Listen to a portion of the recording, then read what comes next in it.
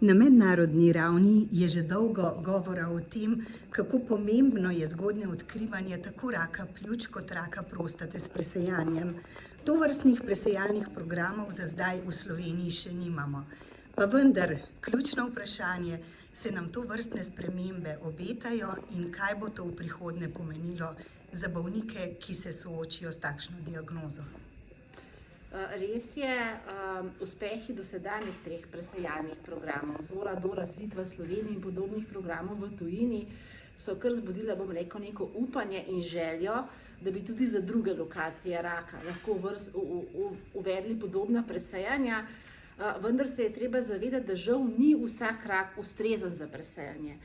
In žal tudi za vsakega raka nimamo tehnologije, s katerim bi bili sposobni, bolezen odkriti zgodaj in to dovolj zgodaj, da lahko bolj uspešno pozdravimo, kot če odkrijemo kasneje. Res pa sta pljučni rak in rak prostate med tistimi raki, kjer to znamo. Lansko leto je skupina evropskih strokovnjakov, v kateri sem tudi jaz sodelovala, pregledala dokaze, ki pravzaprav nedvomno so pokazali, da lahko s tovrstnim pristopom, se pravi presejanjem zdravih, z namenom, da zgodaj odkrijemo bolezen, prej preden bi se pojavila simptomi, in z zgodnjim zdravljenjem lahko rešimo veliko življenj. Vendar se je treba zavedati, da vsako presejanje povzroča lahko tudi škodo. In sicer, ljudje so pozitivni na presejalnem testu, potem pa pravzaprav se izkaže, da niso bolni. Celo so nekateri deležni dodatne diagnostike, zdravljenja in v presejanju, sploh zaradi tega, ker mi 100 000 zdravih ljudi vabimo, da odkrijemo in pravočasno zdravimo peščico bolnih, vedno tehtamo ali z nekim organiziranim populacijskim presejanjem, kot ga imamo v Sloveniji za 3 programe, sedaj pa se pogovarjamo še o teh 2, dejansko lahko naredimo več koristi kot škode. In odločitev je bila pri pljučnem raku in raku prostate, da je pa treba iti postopno in z namenom, da bo Slovenija še naprej ostala ena od vodilnih evropskih držav, ki bo svojim prebivalcem nudila vse z dokazi podprte presejalne programe, je Ministrstvo za zdravje leta 2020 imenovalo Državno komisijo za presejalne programe, katera vloga je pravzaprav pomagati uvesti take programe, za katere vemo, da jih lahko uvedemo na način, da bomo naredili veliko dobrega in čim manj škode. Po drugi strani je pa to zelo težko narediti. Namreč kljub temu, da že Evropska komisija že leta 2003 izdala priporočilo, naj države v Evropi uvedejo programe, kot so Zora, Dora, Svit, jih praktično vzhodna Evropa še danes ni uspela uvesti. Kajti ni dovolj samo, da imamo dokaze in da vemo, da lahko, treba je program tudi uvesti na primeren način, ga potem spremljati in prilagajati. Uvedba takega programa, kot pravite, na primeren način, verjetno pomeni to, da bodo v presejanje zajeti le določeni posamezniki, ki imajo denimo, kar se tiče patologije in možnosti za nastanek raka, večjo verjetnost, da zbolijo. Ja, res je, vsak presejalni program mora imeti točno definirano ciljno skupino. Ne smemo gledati tistih, ki imajo majhno verjetnost, da bodo zboleli. Zato so pri pljučnem raku, v presejanje za pljučnega raka, se predvideva vključitev kadilcev in bivših kadilcev.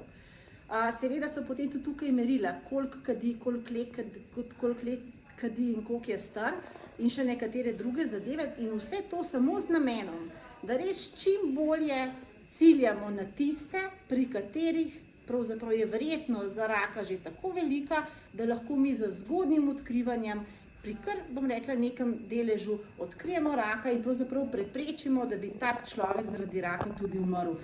Pomembno je, da pregledujemo pravilno, se pravi prave ljudi s pravilnimi metodami, da je tudi vsa dodatna diagnostika pravilna, da imamo na voljo zadosti virov in za presejanje, dodatno diagnostiko, zdravljenje in da res vemo, kaj delamo, se pravi, da imamo presejalne registre, iz katerih pravzaprav lahko in vabimo ljudi na presejanje in v bistvu spremljamo kakovost obravnave. Kajti uspeh presejalnega programa je po eni strani odvisen od tega, kako pametno, modro, v skladu z dokazi si uvedel presejalno politiko, izbral presejalno politiko, koliko ciljne skupine uspeš priklicati na presejalne preglede, vsaj 70% si želimo, in kako kakovostne so vse storitve. In če se vse to skupaj pokrije, potem imamo take odlične programe, kot jih v Sloveniji imamo, in vsekakor tudi za nove programe upamo, da bomo to dosegli in tudi verjamemo. Ne nazadnje imamo že kar nekaj izkušenj in znanja in tudi ugotovili smo, da pri taki zadevi je vedno potrebno multidisciplinarno sodelovanje in gremo po tej poti tudi v Sloveniji. Samo še to, kakšni pa so časovni oziroma logistični gabariti za uvedbo omenjenih novosti? Ja, mi bi bili vsi srečni, če bi bilo to jutro, ampak to ne gre. Zavedati se moramo, da en presejalni program ne pomeni samo to, da ti določaš presejalno politiko, ki v Sloveniji še ni določena. V okviru državnega programa za obvladovanje raka delujejo strokovne skupine, ki se bodo o tem pogovarjale. Ministrstvo za zdravje je ustanovilo državno komisijo za presejalne programe, ki bo presojala različne pobude in bo potem tudi pomagala in usmerjala tistim pobudam, ki bodo nekako najbolj obetavne.